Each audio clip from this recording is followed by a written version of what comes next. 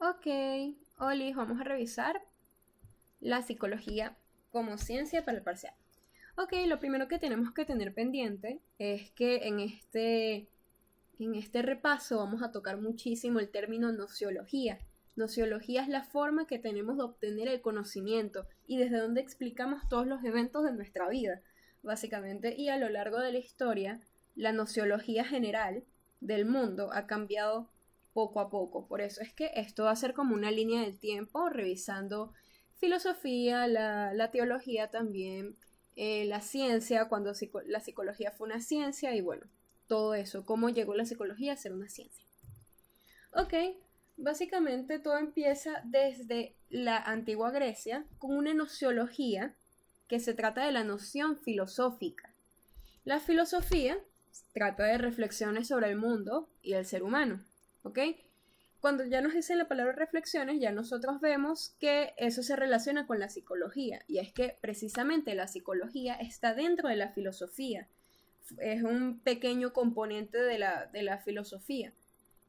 Siendo la psicología, psique, logos, es el estudio del alma, pero este término todavía no existía. Ok, el primer problema ontológico que encuentra la filosofía es el dualismo que lo plantea Platón, que es que eh, todo el ser humano se constituye de alma y cuerpo, entonces de materia y de espiritualidad, y que el cerebro no es simplemente un cerebro, un órgano y ya, no, hay algo más allá, hay una mente. Eso tiene mucho que ver con psicología. Y entonces tenemos esta otra posición, el monismo de Aristóteles, que dice que no, que solamente hay materia, que todo es materia, que solamente hay cuerpo y que no existe algo así como el alma. ¿Ok? Este significaría nuestro primer problema ontológico que se va a tocar en el examen. Ok, ya después, para la Edad Media, fue un periodo de oscurantismo medieval donde el conocimiento era limitado y censurado y donde todo se explicaba por la voluntad de Dios. La nociología, la forma de explicar los eventos, era la teológica por la voluntad de Dios. Básicamente una época muy triste para el conocimiento. Ok, ya después en el Renacimiento nos encontramos con René Descartes, que nos dice que la razón es la base del conocimiento. En el Renacimiento salen dos corrientes filosóficas que son el racionalismo y el empirismo. El racionalismo se rige por la lógica, explica los eventos de la lógica y la razón, entonces es deductivo, es como que primero ve los hechos y después es que va a investigar. Es de macro a micro, ¿ok? Es deductivo. Y el empirismo, eh, bueno, trata más de la experimentación, de la observación directa, es inductivo, primero va a los hechos, primero eh, experimenta antes de sacar conclusiones.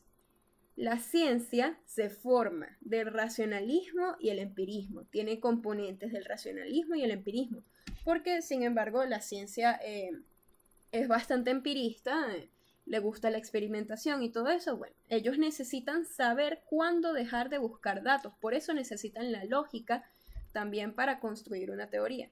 La ciencia se basa en la naturaleza, la teoría y la razón. La ciencia tiene una actitud teórica.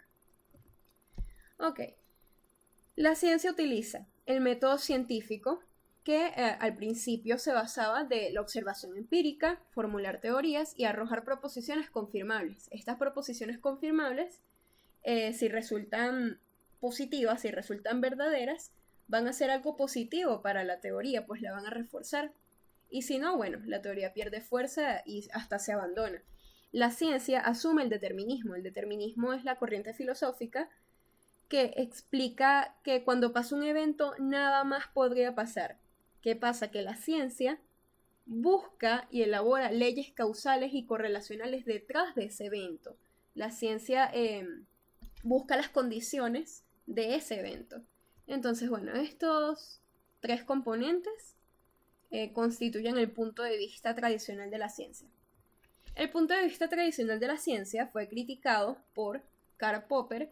Él decía que tanto observar y observar y observar y observar sin tener ningún problema, pues no tenía ningún sentido. Entonces él propuso que el primer paso del método científico fuera el problema, algo a lo que observar. Él propuso que, bueno, que todas las teorías científicas deberían predecir para tener control sobre ellas, para tener control sobre el fenómeno, y que después de construir una teoría científica, esa teoría debería refutarse y debería ser refutable, es decir, poder ponerse a prueba. Y no cualquier teoría es apta para ponerse a prueba, no cualquier teoría es refutable, porque hay teorías que son demasiado generales y bueno, básicamente las teorías que tienen que ser arriesgadas y bueno, tienen que dar una respuesta para cada caso. Eso es refutable según Popper y eso es una característica de las teorías científicas para él. Él también plantea la vigencia, la muerte y el reemplazo de las teorías. Él dice que lo mejor que puede pasar de una teoría es todavía no haber sido desmentida. Por eso ahí llega también el principio de falsabilidad. Él opina que, bueno, que todas las teorías de este mundo están ahí porque todavía no han sido falseadas, todavía no se les desmiente. Y cuando se desmiente, la reemplaza otra teoría que es más acorde para explicar el fenómeno y eso permite a la ciencia avanzar. Es como él deja ir a las teorías en pro de la ciencia. Esto cambió bastante el punto de vista tradicional de la ciencia. Aquí tenemos a Thomas Kuhn. Él viene y plantea los paradigmas. Los paradigmas son ideas, una serie de ideas y procedimientos que los miembros de una ciencia concuerdan con ella. Los miembros de la ciencia que concuerdan con los paradigmas aplican la ciencia normal, es decir, nada más como que se desarrollan dentro de los parámetros de ese paradigma, porque el paradigma ofrece problemas específicos, cosas bastante a micro, pero les permite, eso es una ventaja, hacer investigaciones muchísimo más precisas y pueden ser bastante más certeras. Y la desventaja, explica Kuhn, que pues no hay ninguna creatividad en eso.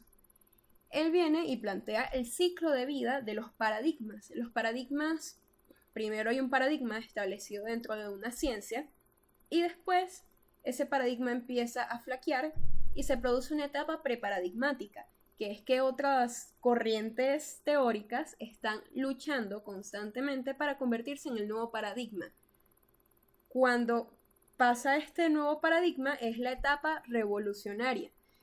Popper Kuhn describe que el abandono de un paradigma es muy doloroso para los científicos y por eso no está de acuerdo con el principio de falsabilidad. Popper dice que él deja ir a las teorías y simplemente pues no tiene que haber ninguna sentimentalidad.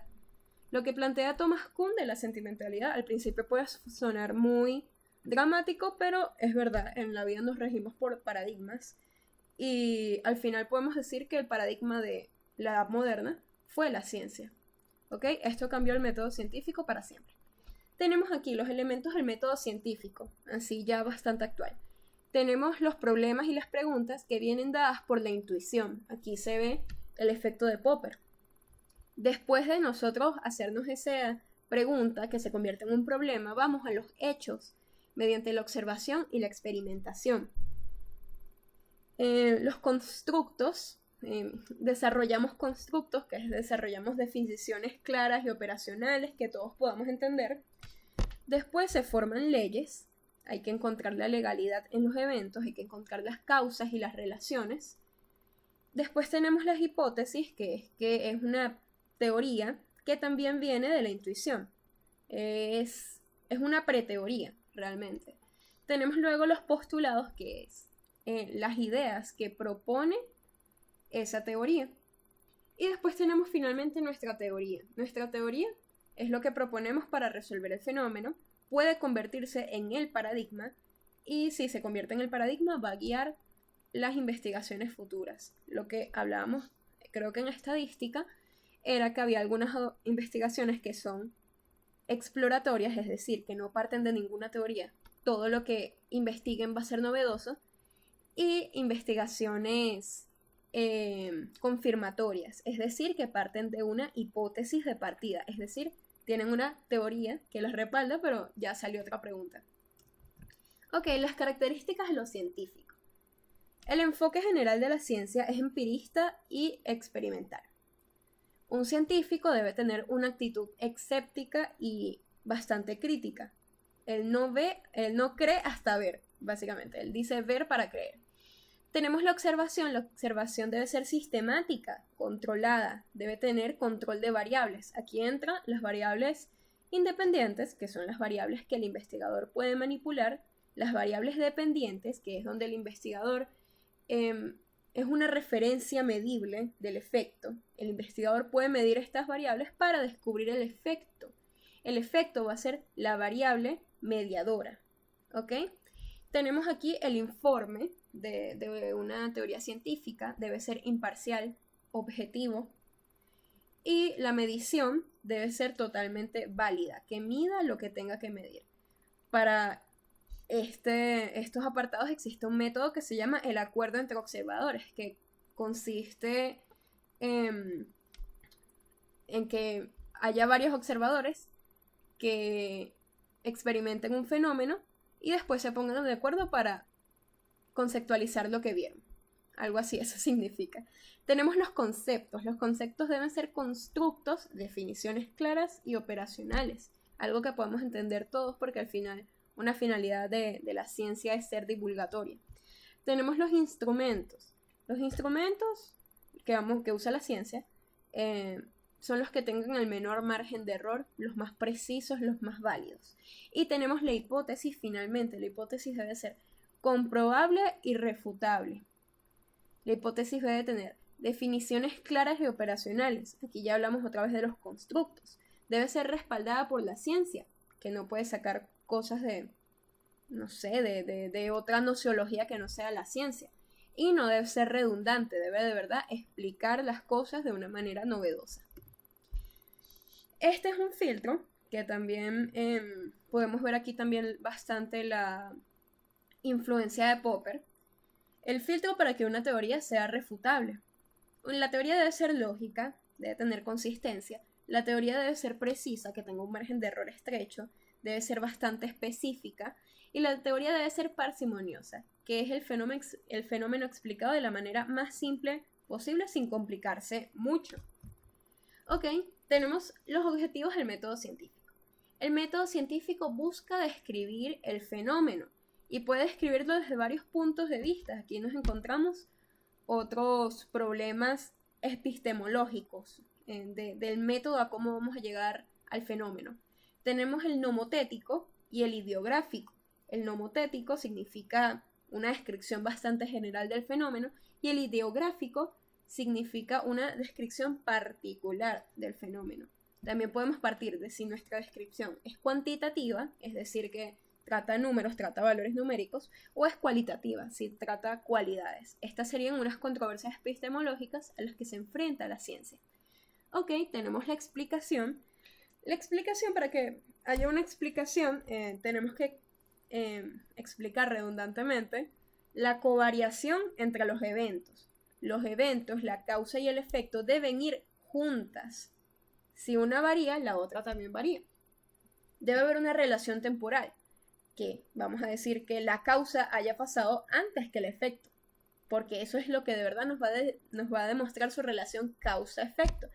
Y se deben eliminar las variables extrañas. Entonces tiene que haber una relación bastante limpia, causa-efecto, sin ninguna variable extraña que estorbe.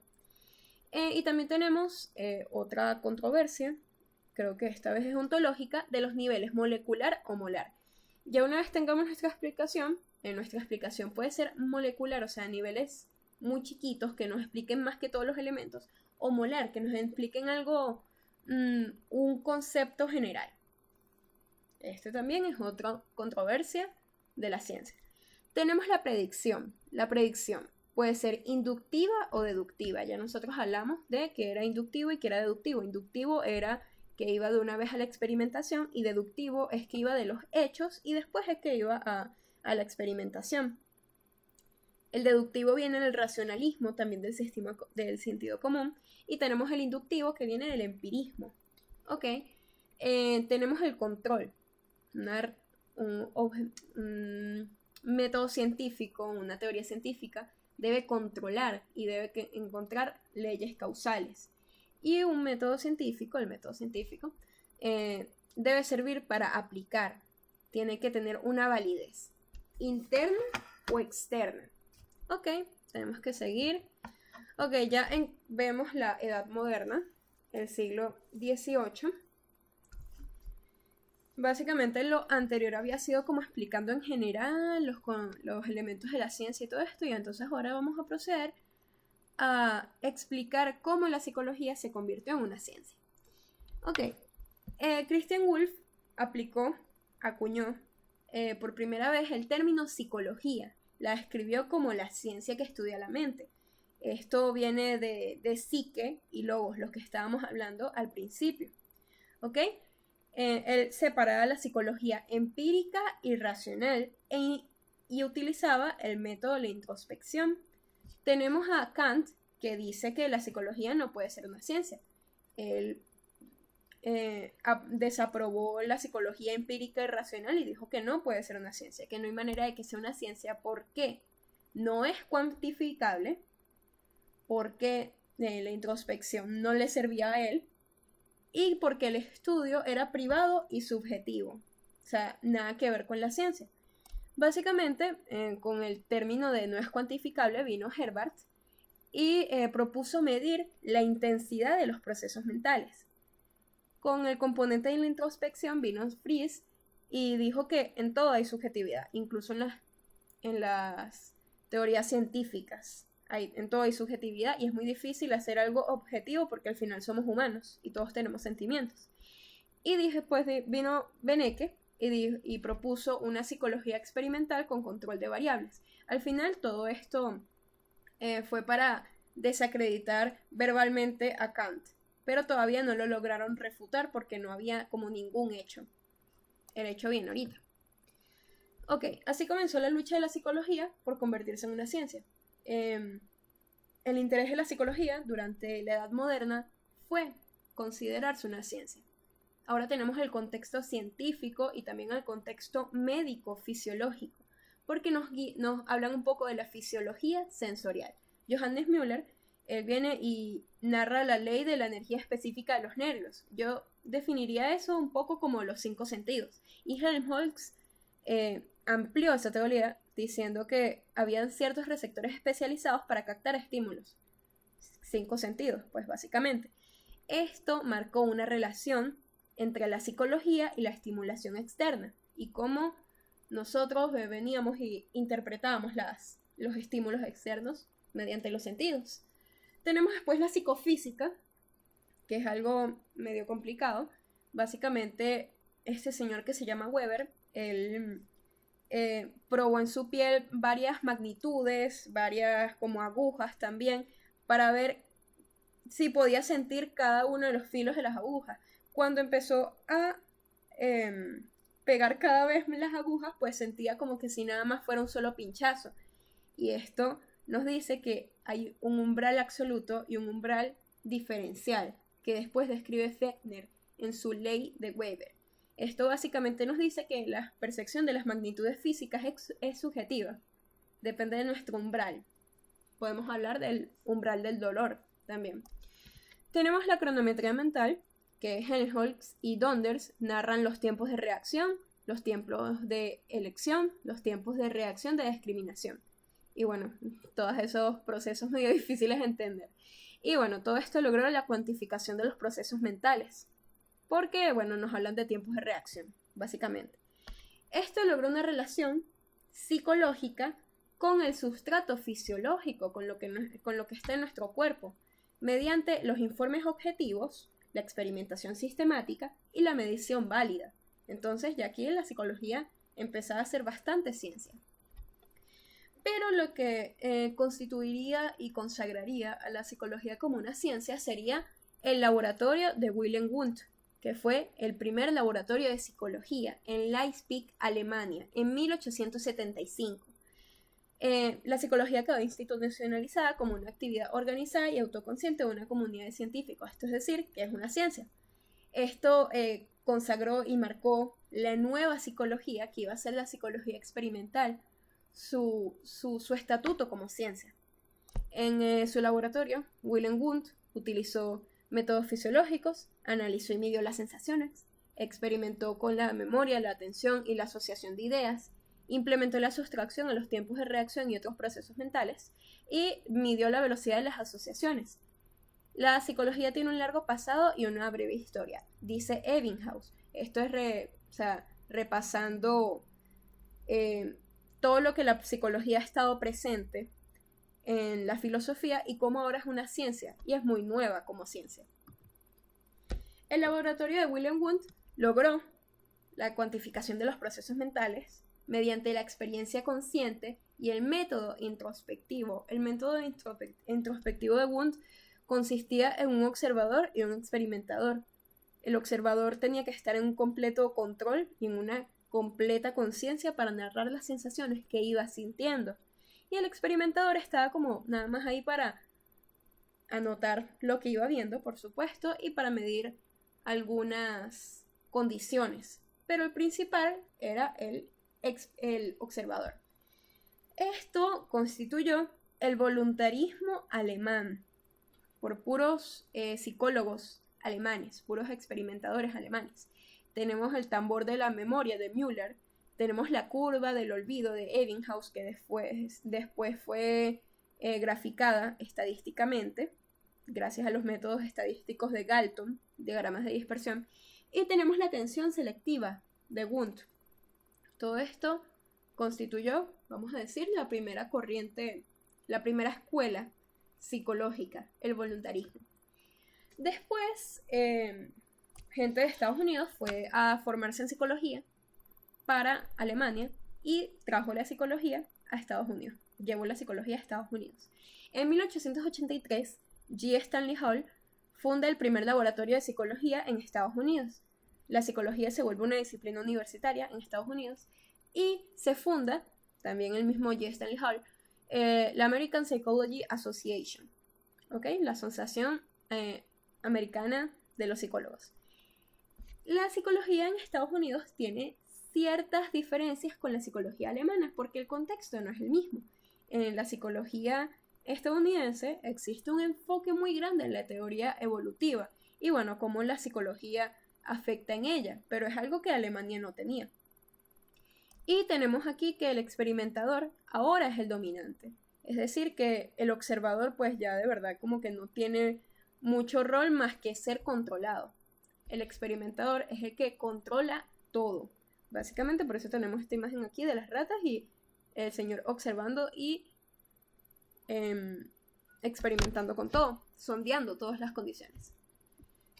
Esto formó de alguna manera una competencia entre las psicologías de Alemania y de Estados Unidos. Esto formó controversias epistemológicas y bueno, una vez ya la psicología en Estados Unidos, se formó el estructuralismo, que venía dado por las ideas de Wundt. Este estructuralismo fue fundado por Titchener, que fue un alumno de Wundt y fue proclamado su representante en los Estados Unidos. Después, en el mismo Estados Unidos, tenemos el funcionalismo, que fue descrito por William James. Este funcionalismo fue fundado por John Dewey, inspirado en los pensamientos de William James. ¿Okay? El estructuralismo, su objeto de estudio es la mente humana y la conciencia, y el funcionalismo es el mismo objeto de estudio. El estructuralismo describe los elementos de la conciencia. Dice que las sensaciones hacen más grandes los sentidos, que las imágenes en macro son pensamientos y que los sentimientos en macro son emociones. El funcionalismo, por otro lado, describe la conciencia como una corriente dinámica, mide los procesos mentales según las experiencias y que bueno, que todo esto es dinámico y todo esto fluye. Que la mente es accesible a través de los procesos mentales que se reflejan en la conducta. El estructuralismo tiene un método introspectivo y el funcionalismo de la misma manera. El estructuralismo hace una correlación de la conciencia y el sustrato fisiológico, y el funcionalismo igual, conciencia y sustrato fisiológico. Aquí vienen las diferencias, que son las controversias ontológicas de las que tenemos que estar muy pendientes. El estructuralismo es molecular porque busca desarmar los eventos y ubicarlos en alguno de estos tres componentes de la conciencia. Y el funcionalismo es molar porque revisa el todo. Tenemos el estructuralismo, que es mecanicista, mide los mecanismos de la conciencia, y el funcionalismo es vitalista porque mide la conciencia dinámica con la que vivimos. Ok, básicamente ya aquí terminamos de caracterizar a la psicología como una ciencia. La psicología es una ciencia porque usa datos cuantitativos, porque es empírica y experimenta. Tiene experimentación con condiciones controladas, porque los fenómenos que analiza son observables, porque tiene predicción y control del fenómeno y porque produce leyes. La psicología ha sufrido 4 etapas de cambio en su objeto de estudio a lo largo de su historia. Estos han sido cambios ontológicos. Primero empezamos con el estudio del alma, que ya lo vimos, viene de la filosofía, viene de la nociología filosófica. Después estamos con el estudio de los procesos mentales, que es desde el laboratorio de Wundt. Aquí ya empieza a considerarse ciencia. Y esto es más que todo metafísica. Tenemos el estudio de la conducta, que es positivista, que es que hace un uso riguroso del método científico. Y después tenemos el estudio de los procesos mentales y la conducta, que es como lo definimos hoy, y es el pospositivismo. Es después de... va más allá del método científico. Realmente lo aplica. Ok, tenemos las escuelas psicológicas. Las escuelas psicológicas tienen una característica, que es que tienen un representante y tienen postulados. Tenemos el psicoanálisis, que es la escuela psicológica. Su representante es Freud, Sigmund Freud. Su objeto de estudio es el inconsciente. Básicamente el inconsciente formado por una serie de pulsiones sexuales reprimidas y primitivas, y si esas pulsiones no se satisfacen, porque es dinámica, puede ocurrir catástrofes, básicamente. Una persona puede perder el control de sí misma y puede volverse un animal. Entonces, es importante mantener esas pulsiones controladas. Plantea el inconsciente y sus pulsiones, exactamente. Y método de asociaciones libres, porque utiliza el psicoanálisis y las asociaciones libres. Él permite... Freud en su laboratorio básicamente lo que hacía era mencionarle a su paciente una palabra y el paciente decía más o menos qué pensaba de esa palabra. Era una asociación de manera pues no muy rigurosa, vamos a decirlo así, de manera general, y eso le permitía a Freud acceder al inconsciente de la persona, porque si dio cierta respuesta fue por algo. Ok, las controversias ontológicas. La psicología, el psicoanálisis de Freud es molar, o sea, va súper de todo, súper general. Es vitalista, pues trata al ser humano dinámico, y es dualista, es decir, hay un cuerpo y hay una mente, y hay algo más allá de la mente, que es el inconsciente. Ahora sí tenemos el estudio de la conducta. Este ya es el tercer objeto de estudio por el que pasó la psicología, el estudio de la conducta. Básicamente para este contexto, en siglo XX, básicamente la psicología está dominada por el estudio de la mente y cosas que realmente no podemos ver. Básicamente Watson propuso estudiar la conducta medible y observable, pues él definía a los procesos mentales y la conciencia y todo lo que tuviera que ver como una caja negra de lo que no le interesaba saber nada. Lo que sí le interesaba saber era lo que salía de esa caja negra. Ok.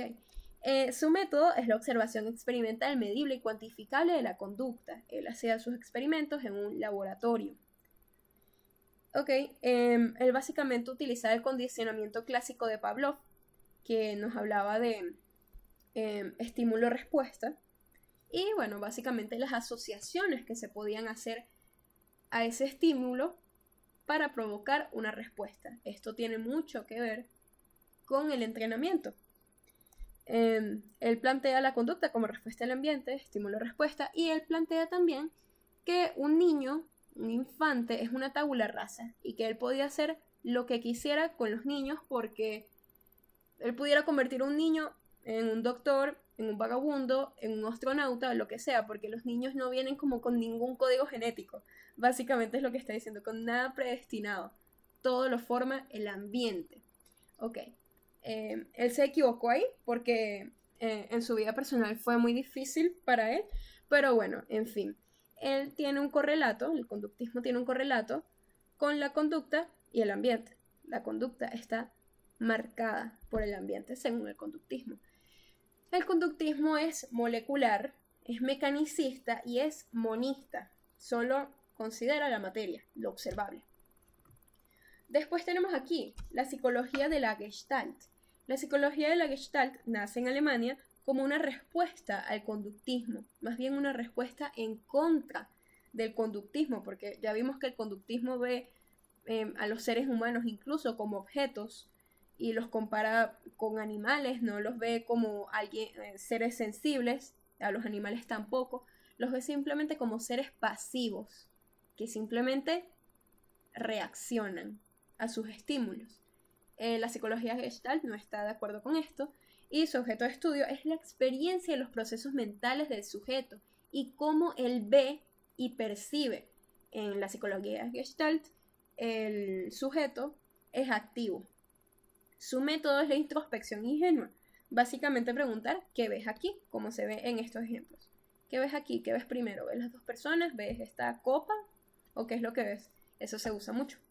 Y tenemos aquí que básicamente lo que postula es que el todo es más que la suma de sus partes. Uno ve un árbol y no se va a poner a investigar sus hojas, su tronco, sus ramas, sus pajaritos, lo que sea que esté ahí, para saber que es un árbol.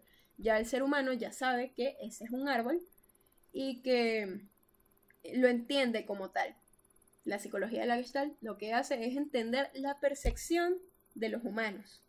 ¿Ok? Y esto es un nuevo elemento para la conciencia. La psicología Gestalt propone que desde aquí debería ser evaluada la psicología. La psicología Gestalt también postula el insight, que es un aprendizaje repentino, es un proceso de aprendizaje, pero es como cuando ya te das cuenta. Y la psicología Gestalt es molar, es vitalista y es dualista, porque se centra mucho en el individuo y en sus cambios. Tenemos el neoconductismo. El neoconductismo es cuando Skinner, Burrus Friedrich Skinner, retoma los trabajos de Watson. Su objeto de estudio es la conducta, igual que el conductismo, y obviamente hace una relación entre la conducta y el ambiente. Su método es el mismo, la observación experimental, medible y cuantificable, pero con un cambio, porque él propone el condicionamiento operante. Él postula un nuevo paso para el condicionamiento, los reforzadores, que básicamente es venir y reforzar una conducta de manera positiva o negativa. Conste que positivo significa inducir la conducta, inducirla, y negativo es quitar ese reforzador, ¿ok? Y bueno, básicamente él postula que de hecho el sujeto sí es activo en el aprendizaje, porque si él sabe las consecuencias, él actuará según las consecuencias. Tenemos la corriente sociocultural, que no la vimos mucho, pero vi que por ahí estaba. Sus precursores son Vygotsky y Brunner. Su objeto de estudio son las herramientas para el desarrollo sociocultural. Proponen las diferencias culturales cómo afectan a la psicología y al aprendizaje en general. Y su método de estudio es el análisis de la genética cultural, todo lo que tenga que ver con otras culturas y cómo nos relacionamos. Tenemos aquí el humanismo. El humanismo toma muchas influencias de la Gestalt. Recordemos que la Gestalt es alemana. Bueno, el humanismo es estadounidense. El humanismo vamos a decir que es como la Gestalt estadounidense. Sus precursores son Maslow y Carl Rogers. Él estudia al ser humano y él postula que el hombre lo que busca es la autorrealización. Aquí podemos ver la pirámide de la autorrealización, que aquí en el pico está la autorrealización y el éxito, pero debajo de esto hay necesidades fisiológicas, necesidades de seguridad, afiliación, pertenencia y necesidad de reconocimiento. Y él también plantea, el humanismo plantea, la necesidad de ser valorado por sus iguales. Esto lo plantea Rogers. Su método es la psicoterapia, entonces es bastante influyente en la actualidad. Y bueno, él relaciona el ser humano y la vida positiva. El constructivismo, Jean Piaget, es su mayor exponente. Su objeto de estudio es la construcción de la realidad, cómo un individuo entiende la realidad, y él postula los procesos de inteligencia, aprendizaje y conocimiento a través del ambiente, pero como algo que el individuo tiene que construirse para sí mismo, porque es como que nadie lo va a construir por él. Su método es la construcción de los modelos genéticos y él correlaciona la realidad con los procesos mentales. Llegamos aquí finalmente a la psicología cognitiva. La psicología cognitiva tiene muchísimas influencias del constructivismo. La psicología cognitiva es el paradigma más aceptado en la actualidad. Sus precursores son Alan Turing y Miller. Él estudia los procesos cognitivos innatos. Él básicamente relaciona a la mente con una computadora y también relaciona que hay ciertas partes de la mente de la que están ciertos procesos mentales superiores, como la memoria, el aprendizaje, el habla. Y bueno, él postula la respuesta a un estímulo según el organismo. En los animales y los seres humanos somos sensibles y somos activos en nuestro comportamiento. Esto toma bastante del neoconductismo, y sus métodos son los procedimientos experimentales y los modelos de ordenador. Él compara la mente con una computadora, básicamente con una ciencia cognitiva, porque él dice que hay ciertas partes del computador que están designadas para ciertas cosas, al igual que hay ciertas partes de la mente que están designadas para hacer ciertas cosas, y es algo innato, algo con lo que nacemos, como un computador. Ok, postula la analogía ordenador y correlaciona, su correlato, son los procesos cognitivos con su sustrato fisiológico cerebral. La psicología cognitiva logra estar entre los dos medios, aquí lo dice. La psicología cognitiva logra ser tanto mecanicista como vitalista, tanto monista como dualista, tanto molecular como molar, tanto nomotética como ideográfica, tanto cualitativa como cuantitativa, tanto deductiva como inductiva. La psicología cognitiva está en medio de esas controversias ontológicas y básicamente las resuelve, porque desde ahí empezamos a tener corrientes en vez de escuelas. Ahora las diferencias de la psicología, de las diferentes corrientes de la psicología, se aceptan y se resaltan, pues la psicología es una ciencia multiparadigmática. Tenemos aquí la revolución cognitiva. La psicología se flexibiliza totalmente y las escuelas dejan de competir entre sí y combinan sus epistemologías en corrientes, constructos teóricos menos estrictos. La psicología al final se define, ya para la revolución cognitiva, como el estudio de la mente, los procesos mentales, los pensamientos, la sensación y las emociones, y el estudio de la conducta empírica y humana. Las ciencias que influyen en la psicología son muchas. Tenemos las ciencias sociales porque, bueno, se enfocan en el individuo y sus procesos y su vida. Las ciencias biológicas porque se va al sustrato fisiológico. Tenemos las ciencias cognitivas, bueno, porque utiliza la analogía del computador. Y tenemos las ciencias de la salud, porque al final lo que quiere la psicología es el bienestar de las personas y una buena vida. Básicamente la psicología en el siglo XX se entiende por las corrientes psicodinámica, que antes era psicoanálisis y ahora es psicodinámica, la corriente conductista que une al conductismo y al neoconductismo en esta nueva corriente. Tenemos la corriente humanista, que se combina con la Gestalt, que por cierto desaparece, pero está en la humanista. Tenemos la corriente cognitiva, tenemos la corriente biológica, que nos vamos directamente al sustrato fisiológico. Tenemos la corriente evolucionista, que le dedicaron su propio apartado por como la fijación en Charles Darwin, y la corriente evolucionista y la teoría de la evolución. Y tenemos la corriente sociocultural, que es lo mismo que la escuela sociocultural. Lo que pasa es que las corrientes no tienen un representante y son menos estrictas que las escuelas. Tenemos los campos de aplicación de la psicología, algunos de ellos porque son muchos. Tenemos la psicología clínica, la psicología experimental, la psicología de orientación, vamos a decir, sí, la orientación, la orientada, como una orientadora de ciertos de ciertas situaciones bastante cotidianas. Puede ser una orientadora de un colegio, un orientador de parejas y bueno, problemas bastante sociales. Tenemos la psicología de la personalidad, tenemos la neuropsicología, tenemos la psicología del desarrollo y tenemos la psicología social. En fin, estudien pues.